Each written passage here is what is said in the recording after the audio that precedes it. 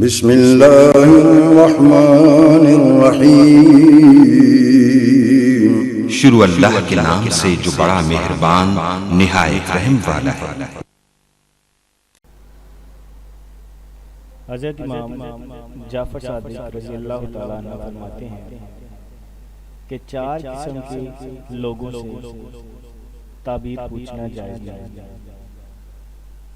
Number 1, बेदीन लोगों से जो शरीयत के पाबंद न हो,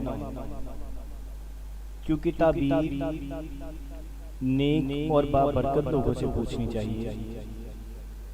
बेदीन लोग खुदा की नाफरमानी की वजह से बारगाह लावली से रद्द होते हैं, इनमें खैर बरकत नहीं होती। दूसरे नंबर पर औरतों से, क्योंकि ताबीर बड़ी अक्ल और समझ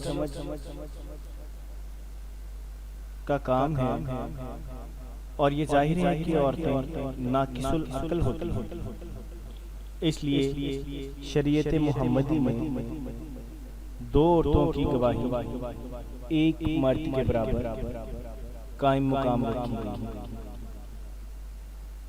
तीसरे नंबर पर जाहिलों से जो इल्म दीनी से बखूबी वाकिफ न हो, दुनियावी अलूम में चाहे वो बहुत क्वालिफाइड हो, बहुत पढ़े लिखे, लेकिन अगर दीनी अलूम से उनकी वाकिफियत नहीं तो उनसे ख्वाब की ताबीर नहीं पूछनी चाहिए, क्योंकि ताबीर बताने वाले को इल्मे हदीस और इल्मे तफसीर का आलिम होना जरूरी है। चौथे नंबर पर दुश्मनों से ताबीर पूछने की ममानियत की गई है, क्योंकि दुश्मन भी खैर व बरकत से खाली होता है और उनसे भी ये अंदेशा है कि वो ख्वाब की ताबीर बुरी बताएंगे। और याद रखिएगा कि ख्वाब की ताबीर जैसी बताई जाए वैसी वाज़िया हो जाती है। हज़रत यूसुफ अलैहिस्सलाम जेल में फरमाते हैं कि ऐ मेरे जेल के दोनों रफीकों, जिस जिस बात की तुमने मुझसे ताबीर पूछी है वो मेरी ताबीर के मुताबिक ही बहुक्म खुदाबंदी वाज़िया हो जाए। ताबीर बताने वाले में मुदर्जा ज़ैल शराइत का होना जरूरी है। हज़रत इमाम इब्न सीरीन रहमतुल्लाह अलैह फरमाते हैं कि मुअब्बिर को आलिम दीनी होने के अलावा इन बातों का भी पाबंद होना चाहिए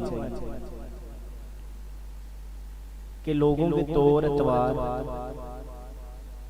खसाइलो आदात और अहवाल को खूब पहचाने और अल्लाह ताला से हमेशा यही तौफीक मांगता रहे कि खुदा ताला उसकी जुबान पर अच्छी और सवाब की बात जारी करे,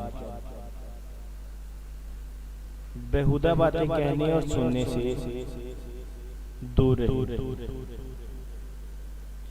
हज़रत इब्न सीरीन रहमतुल्लाह अलैह फरमाते हैं कि उसके लिए ये भी जरूरी है जब वो ख्वाब सुने तो वो बावजू हो, और अगर ख्वाब की ताबीर पूछने वाला उसका दुश्मन है तो महज दुश्मनी की बुनियाद पर उसके बरखिलाफ ताबीर ना दे।